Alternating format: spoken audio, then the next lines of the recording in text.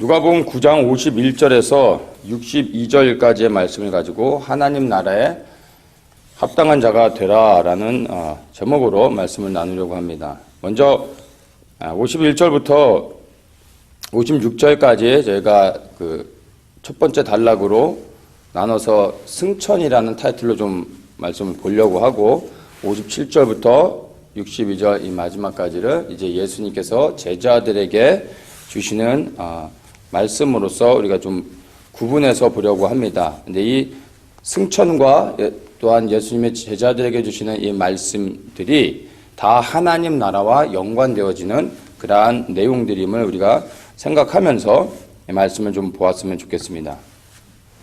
51절 말씀을 보겠습니다. 예수께서 승천하실 기약이 차감해 예루살렘을 향하여 올라가기로 굳게 결심하시고 사자들을 앞서 보내심에 저희가 가서 예수를 위하여 예비하려고 사마리아인의 한 촌에 들어갔더니, 자, 이렇게 51절의 시작을 승천하실 기약이 차기에 예루살렘을 향하여 올라가기로 마음을 정하셨다라고 말합니다. 여기서 먼저 승천이라는 단어가 나오고 승천하실 기약이 찼다고 말씀하고 계신데, 이 말씀은 승천이라고 하는 것은 예수님이 하늘로 올라가시는 것을 말씀하시는 거죠. 근데 그 기약이 차가고 있다라고 말하고 있습니다. 이것은 다시 얘기해서 예수님의 하늘로 올라가시는 사건, 승천이 정해져 있다라는 것입니다. 이것은 예수님이 원하시는 때 아무 때나 올라가실 수 있는 것이 아니라 하나님이 정한 시간이 있다라는 것을 우리가 이 말씀을 통해서 알 수 있습니다. 그래서 이 승천하실 시간이 이제 다가오시자 예수님께서 이제 예루살렘을 향하여 올라가기로 마음을 정하셨다라고 말씀하고 계십니다. 우리가 보통 예루살렘으로 예수 그리스도께서 이제 올라가시는 것은 이제 십자가를 지기 위한 것이고, 그 십자가를 짐으로 하나님의 뜻을 온전히 이루기 위한 것입니다. 근데 오늘 이 본문에서는 예루살렘에 올라가시는 이유가 승천하기 위하신 것이라고 의도적으로 이 승천을 강조하면서 말씀하고 있습니다. 물론 이 승천하시는 것 안에 포함되어져 있는 내용이 다른 것이 아니라 바로 말씀드린 것처럼 예수님께서 이제 하나님의 뜻을 온전히 이루시는 바로 어린 양 예수 그리스도께서 우리를 위해 희생되셔서 우리의 죄를 사하시고 그 다음에 부활하신 다음에 승천하시는 것이죠. 하나님의 일을 이 땅에서 초림하신 예수의 모든 사역을 마치시고 났을 때 비로소 승천하시게 되는 것입니다. 그래서 승천은 예수님께서 초림하신 다음에 이 땅에서 이루게 되는 모든 하나님의 일을 포함하고 있습니다. 그런데 지금 본문은 그러한 것들보다 이 승천이라는 것에 중점을 두면서 말씀하고 있다라는 것입니다. 예수님께서 이제 어쨌든 이 승천 하식으로 마음을 정하시고 이제 예루살렘을 향하여 그 하나님의 시간에 맞춰서 움직이고 계심을 우리가 보고 있는 것입니다. 여기서 이제 이 승천이라는 것을 의도적으로 강조하고 있는데, 우리가 승천이라는 단어를 들을 때 항상 우리는 그리스도의 재림도 연결시켜서 승천을 들을 때 꼭 재림을 염두에 둬야 됩니다. 왜냐하면 예수님께서 예루살렘에 올라가시기 전에 승천을 말씀하셨을 뿐만 아니라 또한 재림하실 것에 대해서도 말씀하셨다라는 것입니다. 오늘 지금 우리가 보는 이 승천의 메시지는 이미 과거에 이루어진 사건임을 성경을 통해서 우리가 보고 확인하는 내용입니다. 이것이 성경이 증언하고 있습니다. 승천과 재림을 예수님이 다 말씀하셨는데 승천은 이미 이루어진 사실이라면, 예수님이 승천을 말씀하시고 승천하셨다면 재림을 말씀하셨는데 그 재림도 반드시 이루실 것이라는 것을 우리가 알아야 된다는 것입니다. 그래서 우리가 지금 승천이라는 단어를 볼 때 예수님의 재림이 반드시 이루어질 사실이라는 것들도 우리가 인식하고 그것을 마음에 담아두어야 된다라는 것입니다. 요한복음 14장 2절에 중반부터 보면 이렇게 말합니다. 내가 너희를 위하여 처소를 예비하러 가노니 가서 너희를 위하여 처소를 예비하면 내가 다시 와서 너희를 내게로 영접하여 나 있는 곳에 너희도 있게 하리라. 이렇게 예수님이 말씀하셨습니다. 우리를 위해 처소를 예비하러 가시는 게 곧 승천입니다. 그래서 승천은 황당한 사건이나 아니면은 예수님이 우리를 떠나기 때문에 슬픈 일이 아니라 우리가 기뻐해야 될 일입니다. 왜냐하면 예수님이 승천하신 이유는 하늘에 우리의 처소를 예비하기 위한 것입니다. 그래서 예수님이 승천하신 것을 믿을 때 우리가 주님의 재림을 소망해야 되는 이유가, 또 소망할 수 있는 이유가 다른 것이 아니라 하늘에 우리의 거할 처소를 준비하시고 나면 그 주님이 오셔서 우리를 예수님과 함께 거하게 하신다라는 것입니다. 그곳이 천국이고 바로 그것이 우리가 받는 구원인 것입니다. 그래서 승천을 생각할 때 재림을 연상시켜야 되고, 재림을 우리가 소망할 때 우리 안에 정말로 이 땅을 살아가는 그 능력과 소망들이 생겨 나게 되는 것입니다. 예수님께서 이제 승천하셨을 뿐만 아니라 이제 재림의 그 예언을 이루실 텐데, 그때 재림하실 때는 아버지의 영광으로 천사들과 함께 이 땅에 오신다라는 것을 반드시 예수님이 하신 그 말씀을 우리가 기억해야 됩니다. 그리고 말씀드린 것처럼 이 승천이 하나님의 정한 시간 안에 이루어진 사건인 것을 우리가 이 본문을 통해서 보는 것처럼, 재림 또한 하나님의 정하신 시간 안에서 이루어질 것을 우리가 알아야 된다라는 것입니다. 우리의 열심을 통해서 재림을 당기거나 늘리거나 할 수 있는 것이 아니라 정한 시간이 있다라는 것입니다. 그 시간에 오시는데 우리는 그 시간을 알 수는 없지만 준비되어져야 되는 것입니다. 그래서 정확한 재림의 시간과 그 날짜는 우리가 알 수 없지만 그 때에 대한 분별은 주님께서 우리에게 할 수 있도록 말씀을 통해서 복음서에서 우리에게 가르쳐주고 계십니다. 그것이 바로 첫 번째 가장 그 큰 사인이 이스라엘이고, 그 다음에 오늘날 우리가 뉴스를 통해서 보는 세상에서 이제 일어나게 될 수많은 이 큰 전쟁들, 그리고 뉴스를 통해서도 계속 듣지만 전 세계적으로 일어나는 엄청난 과거에 없었던 큰 재난들, 자연재해들, 바로 이런 것들이 주님의 재림이 임박했을 때 우리에게 주시는 하나님의 그 사인임을 우리가 분별할 수 있습니다. 바로 우리가 살아가고 있는 이 시대가 주님의 재림이 하나님의 나라가 이 땅에 임하고 있는 시대임을 우리가 분별해야 된다라는 것입니다. 자, 52절을 다시 한번 보겠습니다. 이제 마음을 정하시고 예루살렘으로 올라가시면서 사자들을 앞으로 보내셨다라고 말합니다. 이 사자들은 바로 메신저, 예수님의 제자들을 얘기하는 것입니다. 이 제자들이 예수님보다 앞서 가면서 뭘 하냐면 바로 하나님 나라를 전파했던 것입니다. 이제 예루살렘을 향하여 나아가시면서 제자들을 먼저 보내시면서 회개하라, 천국이 가까웠나니라, 바로 하나님 나라를 전파하게 하셨다면, 예수님이 재림하실 때는 주님께서 하나님의 사람들을 택하시고 그들을 통해서 동일하게 회개 메시지를 선포케 하시며 하나님 나라를 전하게 하는 것이 또한 당연한 것임을 알아야 됩니다. 우리가 주님의 재림을 믿고 살아가고 있다면, 그리고 우리가 주님을 섬기는 그리스도의 제자들이라면 마땅히 우리가 선포해야 될 것이 무엇입니까? 회개이고 하나님 나라, 우리의 영혼을 구원하는 하나님 나라의 복음을 전해야 되는 것입니다. 회개를 선포하기 전에 마땅히 내가 회개하는 삶 가운데 여호와를 두려워하면서 살아야 되겠죠. 이것이 바로 믿는 우리들이 재림을 소망하면서 살아갈 때 우리에게 주어진 역할인 것입니다. 자, 이렇게 사자들을 보내시고 나서 예수님께서 사마리아 한 촌에 들어가셨습니다. 그리고 그 촌에서 예수님이 이제 잠깐 거할 수 있는 곳을 준비하려고 하는 상황입니다. 그런데 53절에 보면 예수께서 예루살렘 향하여 가시는 고로 저희가 받아들이지 아니하는지라, 이렇게 말하고 있습니다.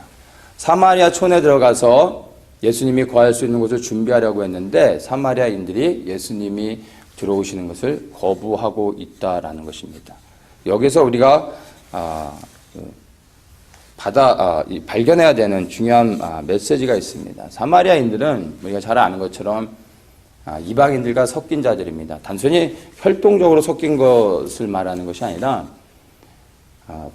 아수르에 의해서 북이스라엘이 멸망한 다음에 그 북이스라엘을 식민지로서 통치하는 방법으로서 아시리아가 선택한 것이 타지에 있는 이방인들을 이주시켜서 북이스라엘 사람들과 섞이게 합니다. 그래서 이스라엘의 정체성을 잃어버리게 하죠. 근데 그것이 성공을 합니다. 그래서 북이스라엘 사람들이 이제 나라를 잃고 멸망한 다음에 그 땅에서 살아갈 수 있었지만 이방인들과 이제 섞여서 그들과 결혼하고 함께 삽니다. 근데 혈통적으로 섞이는 게 문제가 아니라 바로 그들과 섞여 살아가면서 그 이방인들의 문화와 이방인들의 종교, 그 이방인들의 육에 속한 하나님을 대적하는 그 모든 것들도 분별 없이 다 받아들이게 되죠. 근데 이 북이스라엘 사람들이 하나님을 믿는 그 믿음을 버린 것은 아닙니다. 하나님을 부인하거나 하나님을 떠난 것은 아닌데 하나님을 믿는 믿음 외에 이방인들이 섬기는 그 종교, 그러한 그 거짓된 신앙들을 섞어서 하나님을 섬기게 됩니다. 네, 하나님을 섬기는 방법은 오직 하나님 한 분만을 섬기는 것이죠. 그것이 구약을 통해서 하나님께서 이스라엘 백성들에게 주신 말씀이고 명령인 것입니다. 그런데 이들이 하나님을 섬기는데 또한 이방의 신들의 그러한 어떤 방법으로 또 이방인 신들의 어떠한 그러한 우상을 섬기는 가증한 것들을 섞어서 하나님을 섬기고 살아가게 된다라는 것입니다. 그래서 나중에 이제 유대인들과 갈라서게 되고 충돌을 일으키게 되는 것을 우리가 볼 수 있습니다. 바로 예수님이 예루살렘을 향해 올라가시고 있는 여정 가운데 예수님을 거부하고 있는 사람들이 이방인이 아니라 바로 북이스라엘 사마리아인들. 그러니까 이들은 혈통적으로는 이스라엘, 하나님이 구별해 택하신 하나님의 백성들인 것은 맞습니다. 근데 섞였다라는 거죠. 그러니까 이것을 통해서 우리가 정말 우리 시대에 발견할 수 있는 말씀이 뭐냐면 예수님의 승천을 위해 하나님의 뜻을 이제 완성하시기 위해 예루살렘으로 가시는 여정 가운데 하나님을 믿는 백성들, 사마리아인들, 섞인 자들이 예수 그리스도를 거부하고 있었다라면 예수님이 재림하실 때 마찬가지 예수님의 재림을 거부하고 그것을 원치 않는 사람들이 어디에 있냐면 교회 바깥에 있는 게 아닙니다. 믿지 않는 세상의 사람들이 그것을 거부하는 게 아닙니다. 그 사람들은 모르기 때문에 거부하지도 않는 것이죠. 근데 예수님이 이 땅에 이제 영광스럽게 임하는 그 하나님의 나라를 가지고 내려오실 때 예수 그리스도를 재림하시는 그리스도를 거부하는 사람들은 교회 안에 있다라는 것입니다.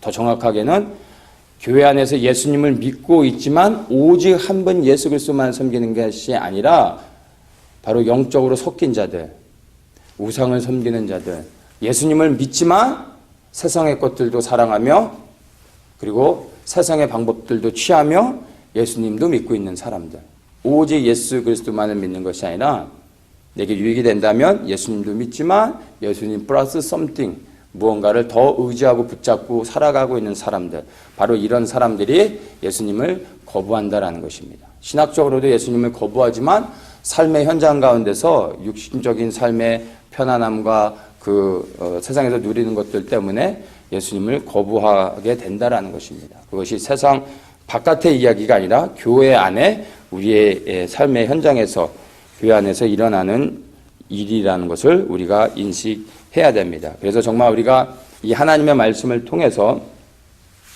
우리에게 주시는 이 시대의 말씀들을 두렵고 떨리는 가운데 분별하면서 이 땅에 소망을 두는 것이 아니라 하늘에 소망을 두고 하늘에 속한 자로서 살아갈 때 정말로 우리가 다시 오실 그리스도를 대적하지 않고 그 주님을 소망하면서 살아가고 그 주님을 열렬히 기다리는 가운데 주님의 재림을 위해 움직이고 순종하며 일할 수 있게 된다라는 것입니다. 우리가 예수님을 믿고 있는 것 때문에 안심해서는 안 되고 내가 정말 나도 모르는 사이에 영적으로 사마리아인이 되지 않았나. 예수님을 믿고 있는 건 맞는데 오직 예수님을 믿고 있는지 아니면 예수님과 더불어 또 다른 무언가를 의지하며 사랑하며 살아가고 있지 않는지, 난 영적으로 사마리아인이 아닌지 정말 성령님이 조명해 주시길 원합니다. 그리고 내 안에 그러한 영적으로 오직 하나님만 섬기지 못하고 세상에 그 어떤 우상을 섬기고 예수 그리스도가 아닌 다른 것들을 붙잡고 있다면 그것들을 정말로 내려놓을 수 있는 은혜가 우리에게 있기를 원합니다. 자, 54절에 바로 예수님을 거부하는 자들을 향해서 제자들이 이렇게 말합니다. 주여 우리가 불을 명하여 하늘로 쫓아 내려 저희를 멸하라 하기를 원하시나이까? 이렇게 말합니다. 예수님을 거부하는 사람들을 보면서 그들이 화가 나가지고 불을 내려 그들을 심판하길 원했던 것입니다. 그런데 예수님이 뭐라고 그러십니까? 55절에 보면 예수님께서 돌아보시며 꾸짖으시고 함께 다른 촌으로 가시니라 이렇게 말씀하십니다. 예수님께서 불을 내려 사마리아 촌을 멸하길 원했던 제자들을 오히려 꾸짖으셨습니다. 그 꾸짖으시면서 그 마음에 담겨 있는 것이 무엇입니까? 요한복음 12장 47절에 이렇게 말합니다. 내가 온 것은 세상을 심판하려 함이 아니요 세상을 구원하려 함이로다. 바로 이것 때문에 예수님께서 불을 내려 심판하려고 하는 그들을 멸하려고 하는 제자들을 예수님께서 책망하셨던 것입니다. 왜냐하면 예수님이 이 땅에 초림하셔서 오신 그 목적은 심판을 위한 것이 아니라 구원을 위한 것이었습니다. 영혼을 구원하기 위해서 오셨기 때문에 주님께서 끝까지 그들을 품으시고 참으셨던 것입니다. 그래서 그 사마리아인들을 멸하려고 했던 제자들을 책망하셨던 것입니다.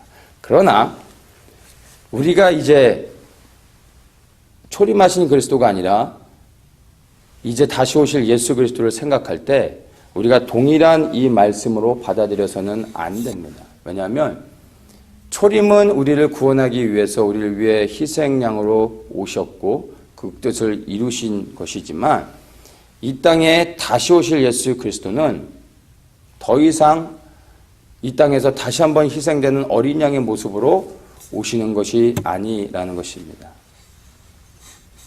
예수님이 재림하실 때는요, 바로 심판주로서 오시는 것을 우리가 분명하게 인식해야 되는 것입니다. 마태복음 16장 27절에 이렇게 말합니다. 인자가 아버지의 영광으로 그 천사들과 함께 오리니 그때 각 사람의 행한 대로 갚으리라. 예수님이 재림하시고 난 후에 하실 일들에 대해서 말씀하고 계십니다. 행한 대로 갚으리라. 이 행한 대로 갚는다는 게 무엇입니까? 선한 일을 행한 자는 생명의 부활로, 악한 일을 행한 자는 심판의 부활로.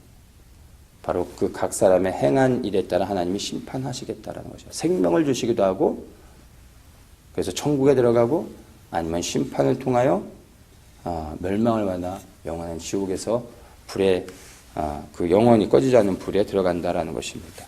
이 선한 일이란 그럼 무엇입니까? 잃어버린 물건 주인 찾아주는 게 선한 일입니다. 그리스도께 선한 일은 바로 이 땅에서 하나님께 속한 자로서 하나님의 말씀에 순종하여 그분이 명하신 일, 그분이 주신 사명을 생명들여 이 땅 가운데서 충성스럽게 감당하며 살아가는 것이 주님께는 선한 것입니다. 이렇게 선한 일을 행한 자들에게 주님께서 오셔서 그들을 보상해 주시고 그들을 지켜주시고 그들을 준비하신 영원한 처소로 인도하시는 것입니다. 그래서 예수 그리스도께 순종하며 말씀을 따라 이 땅 가운데서 살아가는 사람들에게는 이것이 구원인데, 예수님의 재림이 곧 구원인데, 그렇지 않은 사람들에게는 이것이 두려운 일이고 심판이고 멸망이 된다라는 것입니다. 기억하십시오. 우리가 기다리고 있는 다시 오실 예수 그리스도는 또 한 번 우리를 위해 죽으시고 십자가를 지시는 어린 양의 모습이 아니라 금호를 들고 감람산 위에 쓰셔서 열방을 통치하시는 그러한 심판자로서 오시는 왕이라는 것을 우리는 기억해야 됩니다. 그래서 우리가 예수 그리스도께서 우리를 구원하기 위해 그 자신을 물과 피를 다 쏟으시며 우리를 구원하신 주님께 감사할 뿐만 아니라 또한 왕으로서 오실 그 영광스러운 예수 그리스도를 우리가 두려운 가운데 그 왕을 섬기는 자로서 겸손히 그 앞에 나아가야 된다는 것을 우리가 알아야 되는 것입니다. 바로 이것이 예수님의 이 승천과 관련된 첫 번째 단락에서 바로 우리에게 주시는 말씀들인 것입니다. 두 번째, 이제 57절부터 예수님이 세 사람을 만나서 대화를 나누시는 그 본문이 이 두 번째 단락에 기록이 되어 있는데, 예수님이 하시는 말씀을 통해서 바로 주 예수 그리스도를 따르는 제자된 우리들에게, 주님을 따르는 사람들에게 주시는 이 시대의 말씀들이 있습니다. 그것을 한번 보도록 하겠습니다. 첫 번째 사람입니다. 57절에 길 가실 때 혹이 여짜오되 어디로 가시는지 저는 쫓으리이다. 예수께서 가라사대 여우도 굴이 있고 공중의 새도 집이 있으되 인자는 머리 둘 곳이 없도다 하시고. 자, 어떤 사람이 이제 예수님께서 사마리아 사람들이 원치 않아서 이제 다른 마을로 가서 이제 예루살렘을 향하여 이제 그 승천의 기약이 차오고 있기 때문에 그 시간을 맞춰 이제 예루살렘을 향하여 이제 주저함없이 가고 계시는 그 여정 가운데서 어떤 사람이 예수님께 나와서 말하는 것입니다. 주님이 어디를 가시든 저는 주님을 쫓겠습니다. 주님을 따르겠습니다. 라고 말하고 있는데, 예수님의 답변이 뭡니까? 한마디로 얘기해서 야, 짐승들도 거할 곳이 있는데 나는 그네가 쉴 곳조차 없는 사람이다 라고 말씀하고 계신 거예요. 한마디로 얘기해서 야, 너 나 따라오면 고생문이 열렸다 라고 말씀하고 계시고 있습니다. 어떻게 보면 좀 지혜롭지 못하신 것 같아요. 예수님을 따르겠다고 하는, 예수님의 이제 동역을 이루는 팀 멤버가 한 명이 더 생긴 거예요. 그러면 그래, 너가 정말 쉽지 않은 결정을 했구나. 잘했다. 나랑 같이 하다 보면 또 힘들기도 하지만 그러나 끝까지 견디면 영원한 생명을 얻게 될 것이다. 그러니까 우리 열심히 하자. 잘해보자. 이렇게 격려해 주시면서 가실 수도 있는데, 예수님을 따르겠다고 결단하는 사람에게 예수님이 하시는 말씀이 나 따라오면 고생문이 열린 것이다 라고 말씀하고 있는 거예요. 그러니까 이게 어떻게 보면은 따르려고 하는 사람에게 처음부터 이렇게 주저하게 만들 수 있는 것이 됩니다. 그런데 이것이 주님이 예수 그리스도를 따르는 사람들에게 첫 번째로 하시는 말씀이며, 또 이것을 분명하게 예수님께서 클리어하기를 원하신다라는 것입니다. 많은 경우 우리는 예수 그리스도를 믿는 것을 복 받으세요. 예수 믿으면 잘 됩니다. 행복할 수 있습니다. 이런 식으로 이제 어프로치를 합니다. 잘못된 것은 아니죠. 믿음이 없는 사람들에게 이렇게 접근할 수도 있지만, 예수 그리스도를 따르기로 결정한 예수님의 제자들에게는 예수님이 그렇게 말씀하지 않고 계시다라는 것입니다. 처음부터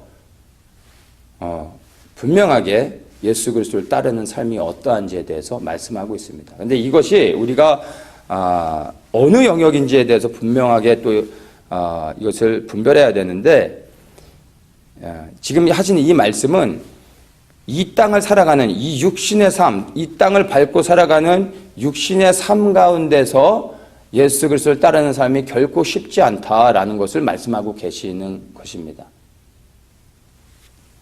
그러니까 예수 그리스도를 믿으면 영원히 고생한다라는 것이 아니라 이 땅에서의 삶이 고될 수 있다라는 것을 분명하게 말씀해주고 계시는 것입니다. 이것이 클리어하게 되지 않으면 무슨 문제가 일어나냐면, 주님 앞에 막 헌신해서 열심히 따르고 있는데 그렇게 가다가 일이 풀리지 않고 고생되어지고 예수를 믿었음에도 불구하고 복을 받지 못하고 문제가 점점 꼬이고 매를 맞고 고난을 당하고 계속해서 어려움들이 올 때 사람들이 퀘션하게 되는 거죠. 아니, 예수를 믿는데 내가 왜 이러지? 예수를 믿는데 내가 왜 복을 못 받고, 예수 안 믿는 사람들보다도 돈을 못 벌고 어렵게 살아가고 몸이 아프고 다른 사람들보다도 일이 잘 안 풀리지? 내가 왜 예수를 믿는데 이렇게 이 땅에서 행복한 삶을 살지 못하고 있지? 라고 퀘션을 할 수 있다라는 것입니다. 예수님은 그리스도를 따르는 자, 바로 예수 그리스도를 섬기는 제자들의 삶이 이 땅에서 이제 고생 끝 행복시장 만사형통할 것이다 라는 것을 결코 말씀하지 않고 계시다라는 거예요. 이것을 분명히 해야 됩니다. 그러나 이것을 통해서 또한 우리가 분명히 알 수 있는 건 뭐냐면, 이것은 예수 그리스도를 믿는 자의 육신의 삶이 이럴 수 있다라는 것입니다. 그러나 이것이 영원히 되는 것이 아니라 바로 이 땅에 주님을 섬기는 자의 삶의 태도여야 되고, 한시적으로 이 땅에서 우리가 그리스도를 믿고 주님을 섬기는 삶 가운데 고난을 받을 수 있다는 것입니다. 그러나 그럼에도 불구하고 우리가 끝까지 주님을 섬길 수 있는 이유가 뭐죠? 제자들이 주님을 생명대로 섬기는 이유가 무엇입니까? 이 땅에서 무엇인가 보상받기 위해서가 아니라 이미 받은 구원, 영혼의 구원 때문에 이 땅에서 고난을 받지만 기꺼이 주님을 섬기며 주님이 부르신 자리에 나가 섬기게 된다라는 것입니다.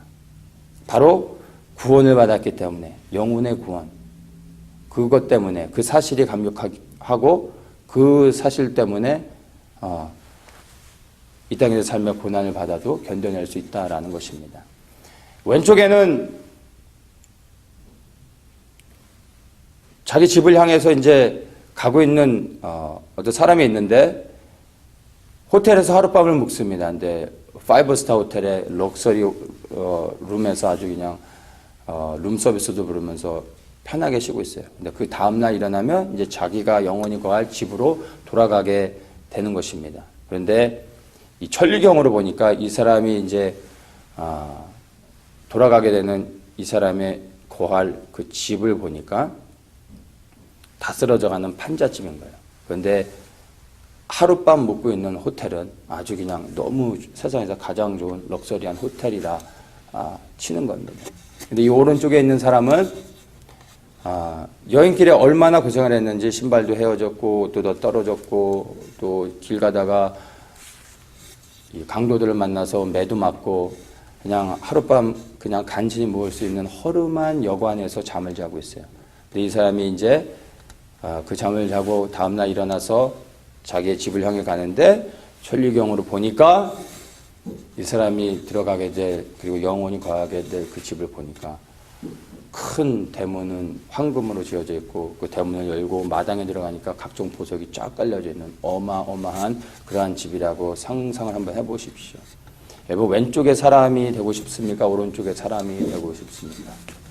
하룻밤을 편안하게 살고 영원토록 판잣집에서 살고 싶습니까? 아니면 하룻밤을 고생하더라도 이제 영원히 거할 그 아름다운 집을 향하여 가는 사람이 되길 원하십니까? 사실 이 왼쪽의 사람은 판잣집에 거하는 것이 아니라 영원한 불못에 거하게 되는 것입니다. 우리가 주님을 섬길 때, 예수의 제자가 되어 주님을 섬길 때 이 땅에서의 삶이 이 오른쪽의 사람과 같이 될 수 있습니다. 그럼에도 불구하고 우리가 주님을 끝까지 섬길 수 있는 단 하나의 이유는 우리의 거할 영원한 본향, 천국에 대한 소망 때문에 우리가 그 가운데서도 낙심하지 않고 주님을 향하여 원망하지 않고 우리가 믿음 안에서 주님의 부르신 자리에서 나아가며 섬길 수 있다라는 것입니다. 아무리 고생스럽더라도 여러분, 이 땅에서의 삶은 나그네의 삶입니다. 본향을 향해 나아가고 있는 그러한 여정 가운데 있습니다. 반드시 끝이 옵니다. 반드시 우리가 거할 그 본향에 다다르게 됩니다. 주님이 우리를 그렇게 인도하실 것입니다. 우리가 그 본향에 다다르기 전에 또한 주님이 우리에게 오실 수도 있습니다. 그 나라를 가지고 오실 수도 있다라는 것입니다. 그 소망이 있고 그 천국에 대한 확신이 있다면, 구원에 대한 정말 그 감격과 기쁨이 있다면, 여러분, 주님의 부르심이 고난이 되고 이 땅에서 주님을 섬기는 것이 쉽지 않은 것이지만, 그럼에도 불구하고 우리가 기꺼이 헌신하여 나아갈 수 있는 이유가 바로 그 우리에게 주신 구원 때문에 그렇다라는 것을 우리가 다시 한번 인식하고 또한 그것을 기억하며 감사해야 되는 것입니다. 두 번째 사람을 보겠습니다. 59절에 이제 또 다른 사람이 등장합니다. 근데 이번에는 조금 다릅니다. 59절에 또 다른 사람에게 나를 쫓으라 하시니 그가 가로되 나로 먼저 가서 내 부친을 장사하게 허락하옵소서. 자, 뭐가 다르냐면, 어떤 사람이 예수님께 나와서 내가 주님을 쫓겠습니다라고 말하고 있지 않고, 이번에 이 두 번째 사람은요, 예수님께서 그를 구별해서 불러내십니다. 그리고 나를 쫓아라 라고 부르시고 계시다라는 것입니다. 그런데 이 부름을 받은 자가 뭐라고 대답하냐면요, 나로 먼저 가서 내 부친을 장사하게 허락하옵소서. 뭐라고 얘기하고, 거부하고 있지는 않아요. 싫습니다. 저는 안 가겠습니다. 라고 하지 않고 따라가겠습니다. 라고 말하고 있습니다. 그런데 단서가 붙어요. 조건적으로 이 부르심에 응답하고 있는 것입니다. 나로 먼저 가서 내 부친을 장사하게 허락하소서. 내가 먼저 할 일은 부친을 장사하는 것입니다. 이렇게 말하고 있습니다. 이것을 ESV에서는 Let me first go and bury my father. Let me first go. 내가 먼저 해야 되는 게 무엇입니까? 내가 할 일이, 어쨌든 내가 뭔가를 해야 할 일이 있다라는 것입니다.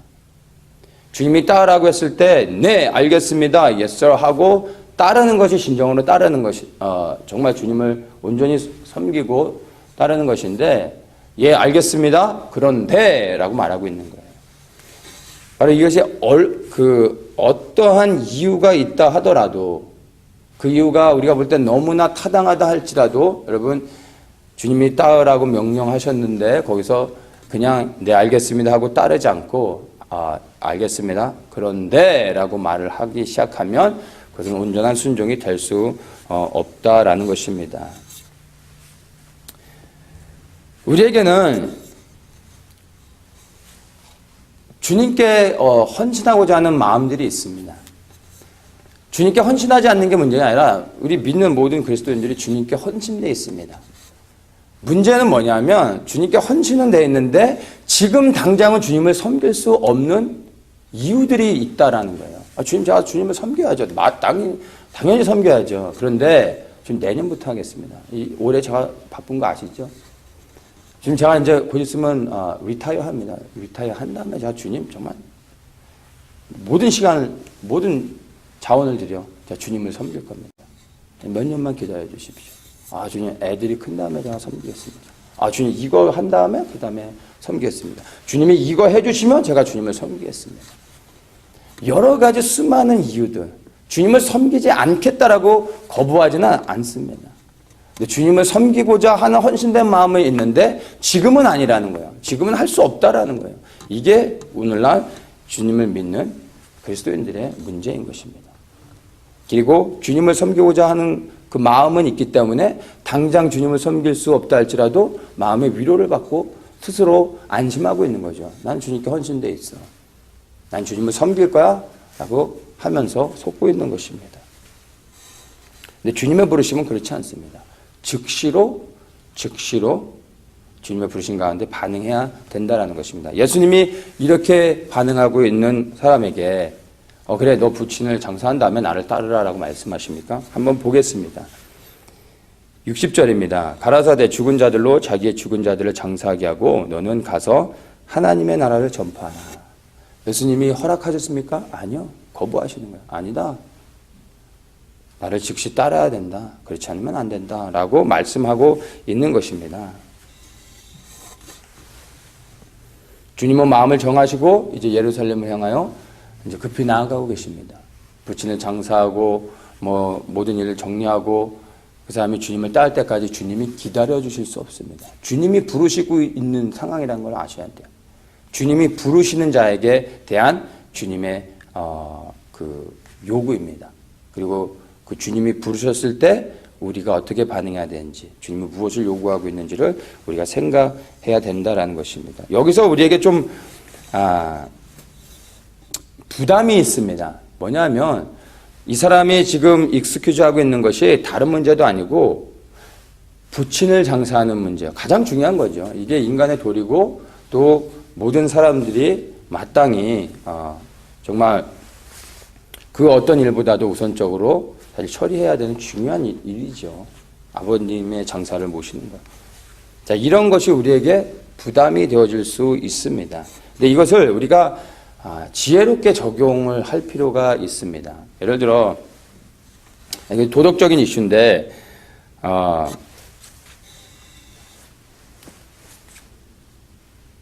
주님의 대답을 먼저 한번 본 다음에 그 말의 의미들, 담겨 있는 본질적 의미들을 한번 보겠습니다. 주님이 죽은 자들로 자기의 죽은 자들을 장사하게 하고 너는 가서 하나님의 나라를 전파하라. 죽은 자들로 자기의 죽은 자들을 장사하게 하고. 이 말씀이 한글 성경에서는 딱 클리어하게 좀 와닿지 않는데요. ESV에서는 이렇게 말합니다. Leave the dead to bury their own dead. their own dead. 그러니까 죽은 사람 그 스스로가 자신을 장사하게 냅둬라 라고 말씀하고 계신 거예요. 그 죽은 사람이 자기 스스로를 장사하게 하라. 자, 이것이 바로 부르심의 본질을 말씀하고 있다라는 것입니다. 좀 이해가 안 될 수도 있는데요. 선교지에서 선교를 열심히 하고 있는데 이 고국에서 이제 부치는 상 소식을 듣게 된 거예요. 그러면 거기서 저는 주님을 섬기기로 이미 헌신된 사람이기 때문에 이제 그런 세상 일에 주님도 말씀하셨고 그런 거 저는 관심 갖지 않습니다. 난 주님만 섬깁니다. 이러면 안 되는 거죠. 이 본질적인 부르심을 알아야 됩니다. 이것을 그 메시지 바이블에서는 메시지 바이블이 좀 의역을 많이 했는데 의역을 비교적 굉장히 우리가 이해할 수 있게끔 잘 한 성경인 것 같아요. 제가 볼 때는 이 본문은 굉장히 참고할 만한데 이 메시지 바이블에서는 뭐라고 얘기하고 있냐면요. Jesus refused first thing first. Your business is life, not death. 너가 할 일은 생명이다. 죽음이 아니다. And life is urgent. 생명은 중요하고 급하고 우선적인 것이 돼야 된다. Announce God's kingdom. 하나님 나라를 알려라. 이 말씀을 보면 조금 더 우리가 클리어하게 이 본질적 예수님의 부르심을 우리가 이해할 수 있습니다. 예수님의 부르심, 영혼을 구원하는 이 일에는 그 어떠한 것도 우선시될 수 없고 그 어떠한 것도 대체될 수 없는 것입니다. 왜냐하면 생명을 구원하는 것보다 더 귀한 일은 없기 때문인 것입니다. 우리는 여러 가지 익스큐즈를 만들어서 또 도덕적인 그런 문제들 때문에도 주님을 섬기는 것보다 더 급하게 뭔가를 해결해야 된다고 말하고 있지만 사실은 그것이 해결되어지고 난 후에 또다시 주님을 그 다음엔 주님을 섬길 수 있을 것 같지만 여전히 우리 안에 주님을 따르고 싶지만 따를 수 없는 지금은 섬길 수 없는 여러 가지 수많은 이유들이 끊임없이 우리를 붙잡게 된다라는 것입니다. 본질적 부르심 가운데 영혼을 구원하는 그 본질적 부르심 가운데 우리는 그 어떤 것도 타협해서는 안 되고 그 부르심 가운데 우리가 반응하며 나아가야 된다라는 것입니다. 예수님의 모든 제자들이 주님이 부르셨을 때 어떻게 반응했는지를 우리가 분명히 알아야 됩니다. 예수님의 12제자가 그냥 길거리에서 그냥 주워 모은 사람들이 아니고요. 복음서에서 말하고 있습니다. 예수님이 베드로를 부르십니다. 즉시로 그가 그물을 버려두고 주님을 쫓습니다. 야고보와 요한을 부릅니다. 그들이 배와 부친을 버려두고 주님을 쫓았다라고 성경은 분명하게 기록하고 있다는 것입니다. 그들이 버려둔 것이 무엇입니까? 가치 없는 것들이었습니까? 아니요. 세상에서 중요한 것들, 세상 사람들이 붙잡기 원하는 것들, 사랑하는 가족들, 바로 이러한 모든 것들을 그들이 즉시로 버려두고 주님을 쫓았다라는 것입니다. 그렇게 될 때 비로소 예수 그리스도의 제자가 될 수 있었던 것입니다. 그 부르심은 오늘날 우리에게도 동일한 것입니다. 주님이 우리를 이 시간 부르고 계시다면 여러분 즉시로 반응하셔야 됩니다. 고민해보고 생각해보고 내년에 결정할 일이 아니라 주님의 부르심 가운데 즉시로 반응하며 부르심 가운데 순종하며 나아갈 때 그것이 우리에게 구원을 이루어가는 과정임을 여러분 기억하시기 바랍니다. 자, 세 번째 이제 사람입니다. 마지막으로 세 번째 사람 한번 보겠습니다.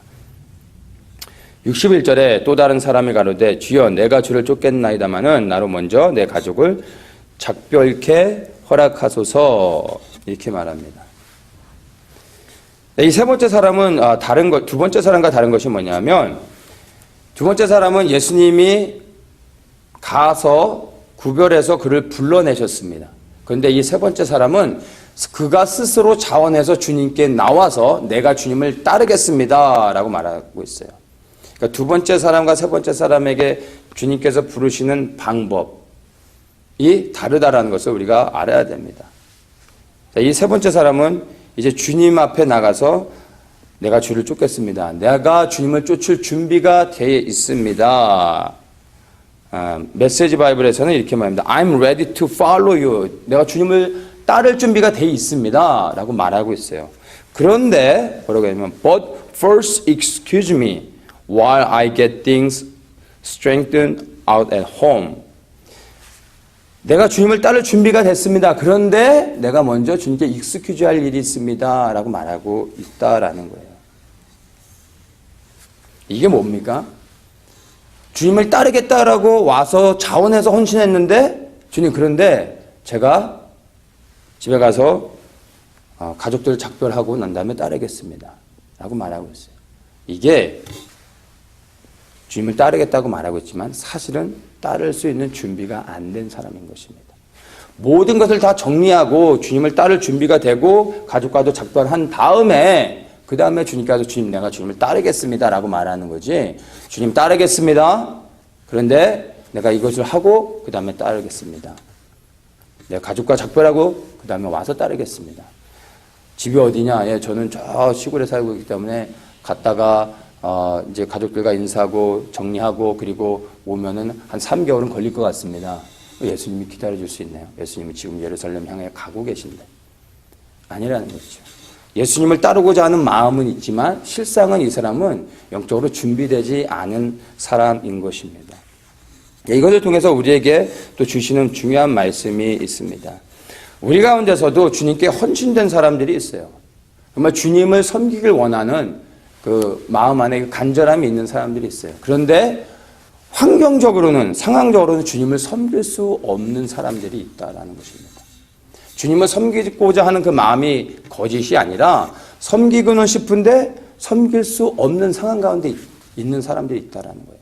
자, 그러한 상황이 두 가지입니다. 하나는 주님의 그 강권하시는 섭리 안에서 하나님이 다루시는 부분이 있기 때문에 섬기고 싶지만 아직 때가 열리지 않아서 섬길 수 없는 사람들도 있는 거예요. 그게 준비되는 과정이죠. 그런 경우에는 우리가 할 수 있는 건 주님을 신뢰하며 주님을 기다리며 주님을 믿어드리며 그 자리에 주님이 길을 열어주실 때까지 견뎌내는 것입니다.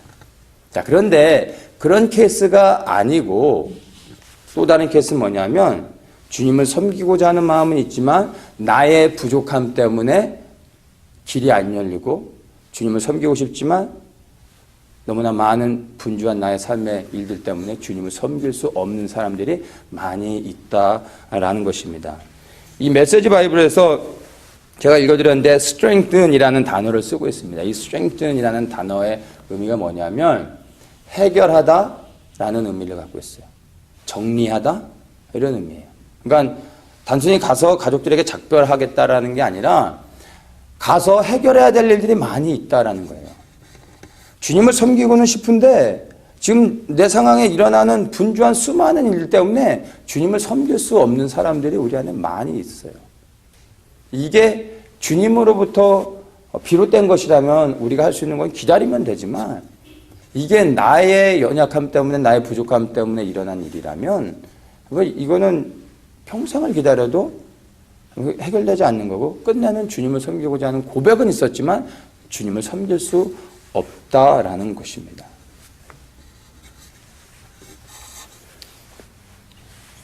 이러한 사람을 향해서 주님께서 뭐라고 말씀하시냐면 62절에 예수께서 이르시되 손에 쟁기를 잡고 뒤를 돌아보는 자는 하나님의 나라에 합당치 아니하니라 이렇게 말씀하고 있어요. 이 말씀의 의미가 뭐냐면 너가 이제 나를 섬기기로 마음을 정했으면 이제 앞을 바라보고 전심을 다해서 달려가야 된다. 이 말씀하고 계신 거예요.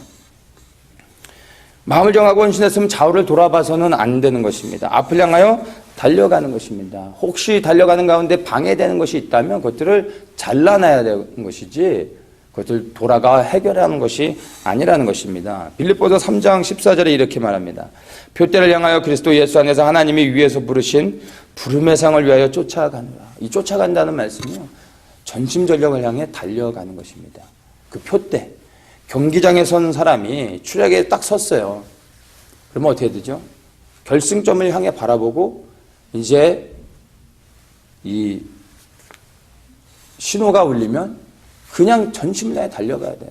그 경기장 안에 이제 경기를 하는 사람이 그 라인에 딱 서 있는데 내가 오늘 집에 그라지에 문을 내리고 왔나? 냉장고 문 열려 있지 않나? 뭐 이런 생각하고 있으면 어떻게 경기를 제대로 할 수 있겠습니까? 경기장에 서기 전에 이미 모든 것이 정리되어 있어야 되는 것입니다.